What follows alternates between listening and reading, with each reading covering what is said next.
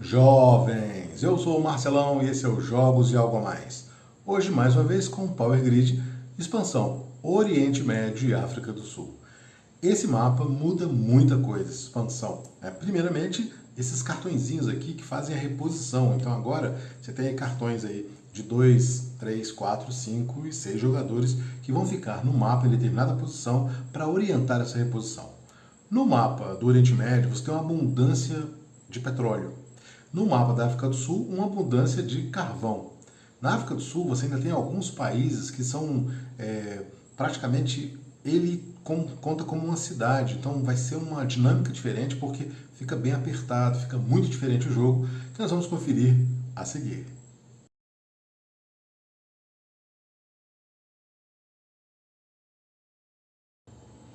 Mapa do Oriente Médio.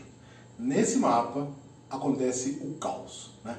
Muitas mudanças, o jogo fica bem diferente, tem uma dinâmica muito agressiva e acontecem coisas, vamos dizer assim, fora de todas as outras mapas que nós vimos aí ao longo de toda essa história.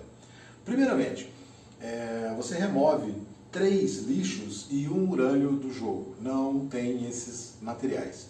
Ou seja, nunca o urânio vai valer menos que 2 e nem o lixo, né? Então o máximo aqui, 2.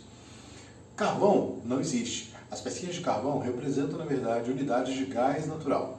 Então você tem um fornecimento muito alto de gás natural, né? Mas obviamente que o grande show aí do Oriente Médio é o petróleo. E aí que muda muita coisa.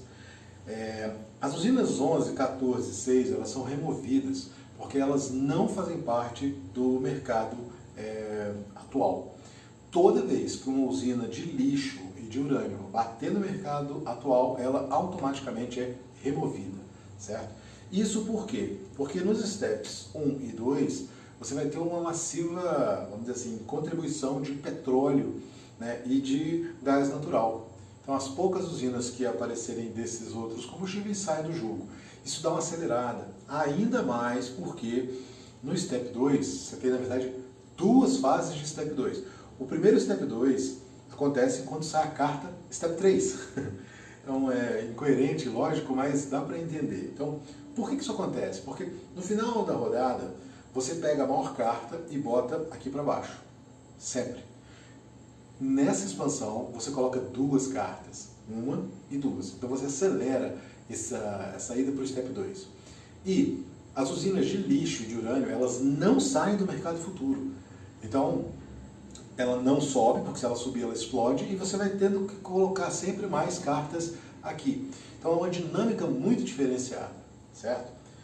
Uma coisa que é estranho demais no jogo, que você começa a ficar assustado, porque fica com medo, porque você não vai saber o que vai acontecer, é que a reserva de petróleo aqui, ela é, vamos dizer assim, infinita. No cenário projetado para esse jogo, é como se o consumo fosse tão grande que fosse acabando o petróleo e você teria que fazer uma reposição de recursos depois, trocar as usinas de carvão, que no caso aqui é gás natural e petróleo, vai ter que trocar depois por matriz de urânio e lixo, mas aí para o Step 3. Então você vai ter 2 fases de Step 2, a primeira quando virar Step 3, aí você embaralha tudo, coloca o Step 3 de baixo, começa de novo o Step 2, certo? Não tem mais limite de casa para bater esse Step 2. Isso é bem diferente no jogo. E o petróleo acontece o show, né? Toda vez que você for repor petróleo, e aqui você repõe muito petróleo, então tá aqui, ó, para 3 jogadores você repõe 5 petróleos. Vamos supor que tenham consumido aí 3, tá? Vai repor 5. Então você coloca 3 e os próximos 2 você vai colocar daqui fora que ainda tem, né? Beleza, maravilha.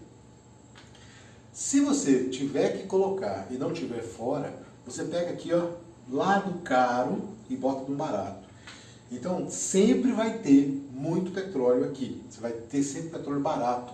Então a corrida pelas usinas de petróleo vai ser massiva, porque você vai tendo sempre petróleo barato para repor. Então você vai colocar, repor e colocar, tirar do caro e colocar no barato. Isso vai dar uma confusão no final do jogo, que eu não faço ideia, porque vai acabar o petróleo uma hora. E é a simulação que ele propõe no jogo, a idealização, né? Daqui a 50 anos, 2050, por exemplo, você vai ter aí já não tanto petróleo, né? E aí escasseou, como é que vai ser? Vai ter que fazer outra alternativa, que é justamente quando chega o Step 3, né? Então você corre muito para chegar no futuro. Essas modificações fazem muita diferença no jogo, fazem o jogo completamente diferente de tudo que eu já vi em Power Grid. E nos reflete, obviamente, ao nosso algo a mais. O algo a mais é porque esta região aqui é o caos na Terra, né? O Oriente Médio é o berço das 3 maiores religiões monoteístas do mundo, então você tem sempre muito conflito. Na Península Arábica e aqui nessa região de Oriente Médio, você tem cerca de 60% de todo o petróleo do mundo se concentra aqui. Então, automaticamente vai ter muita guerra. Então, a invasão do Kuwait, né, a guerra do Iraque, Irã e Iraque aqui, né, você vai ter sempre guerra por conta disso, muito petróleo aqui. E o petróleo vai ser sempre consumido e barateado dessa maneira. Aqui você ainda tem para piorar, né? Israel, Palestina, Líbano, tem um bocado de coisa. Lá de cá você tem Emirados Árabes, e a representação do mapa é muito fiel. Então, Emirados Árabes, que é uma região com muito dinheiro, as conexões são baratas, porque foi feito muito rápido e bem feito, vamos dizer assim. Aqui, nessa região de muito conflito, você tem muita gente, muitos países diferentes aqui. Síria, Líbano, a Palestina, tudo está aqui e tudo pertinho, então as conexões também são próximas. Aqui no meio, que você tem um grande deserto, as conexões são mais caras, justamente porque é um deserto, então pouca gente vai se mobilizar. A parte de Omã aqui, né, o Iêmen, então isso aqui faz bem jus à geografia do lugar.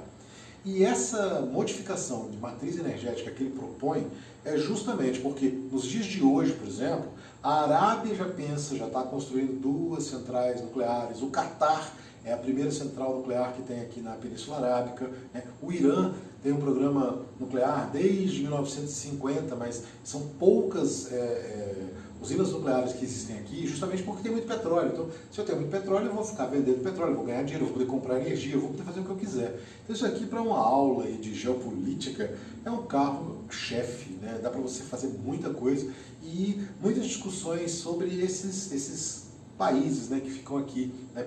As divisas aqui ficam meio apagadas, as regiões foram pintadas mais para poder dar a cara do jogo, né? Mas tem briga, não é tão simples quanto parece, né? Além disso, uma coisa que vai sendo renovado, né, tanto o lixo quanto o urânio, eles vão ter um aumento aí no Step 3, né, de reposição, e principalmente, como não vai ter no Step 1 e no Step 2, não vai ter carta de lixo, esse lixo de urânio não está barato, então você vai ter que trocar energia, você vai trocar por coisa. Então o jogo fica muito equilibrado, apesar dos 2 Step 2, né, vamos dizer assim. Você tem 2 fases de Step 2. E isso é importante. Normalmente a pessoa esquece disso no jogo e aí fica uma outra coisa qualquer. Esse aqui é o mapa do Oriente Médio.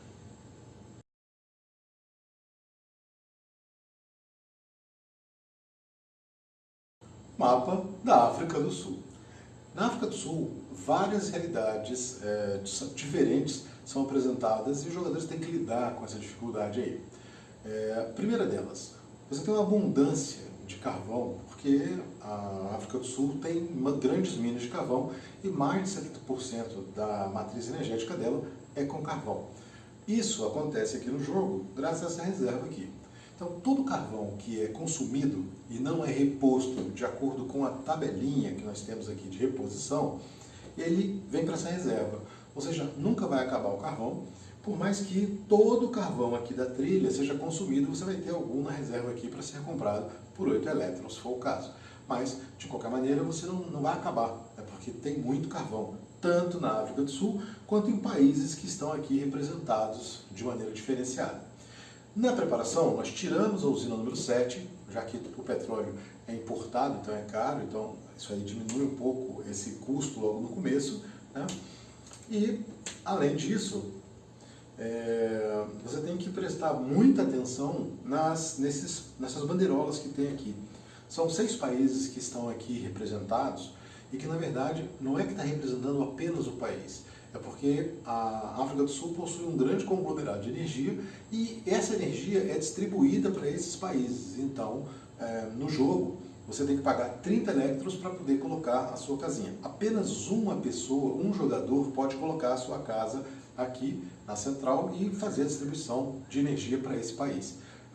Então, essa geografia faz toda a diferença no jogo, porque as regiões, né, que estão coloridas aqui têm números diferentes de casas. Então, por exemplo, se os 3 jogadores que estão jogando pegarem essas 3 regiões aqui, vai faltar casa, né? Então, são regiões que têm menos casas, menos possibilidades, e aí vai dar uma dificuldade aí na geografia, e o início do jogo vai ficar muito importante.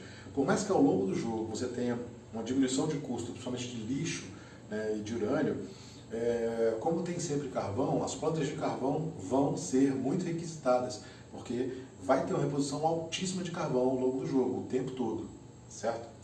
O nosso algo a mais fala justamente desses países. A África do Sul faz fronteira com esses países, né? Sendo que 4 deles não têm saída para o mar, então são economias que ficam meio que travadas por conta disso. Além disso, esses 4 países justamente têm uma independência tardia a partir de 60, da década de 60, e, por exemplo, no caso do Lesoto, o Lesoto é totalmente cercado por África do Sul. Isso aqui era o reino da Basutoland, então 99% da população aqui é de uma etnia só.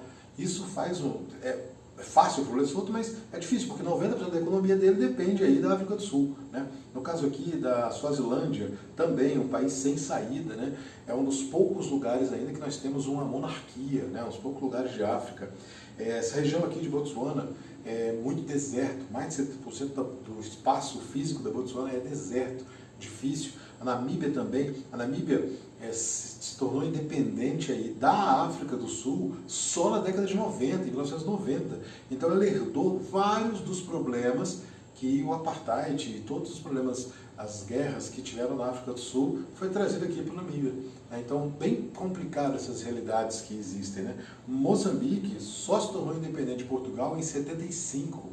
Então, apesar de ter saído para o mar e falar português, né, tem várias dificuldades com relação a uma expansão econômica, porque ainda são, vamos dizer assim, democracias recentes, né? E esses países têm uma matriz energética pequena e praticamente só energia primária, por isso que dependem da energia que a África do Sul produz em excesso e vai vender, fornecer para esses países, né? Se você gostou do vídeo, gostou da história, dê o seu joinha, compartilhe com amigos. Amanhã nós teremos a nossa live, onde eu vou explicar um pouco mais desses cartõezinhos aqui, que são um charme à parte, é um diferencial nessa expansão, né? E falamos um pouco mais dessas realidades dos países, né? Não vai ser uma live grande, comprida, mas vamos falar um pouco disso aqui, porque eu acho muito interessante esse tema. Sugestões e comentários são sempre bem-vindos. Até a próxima!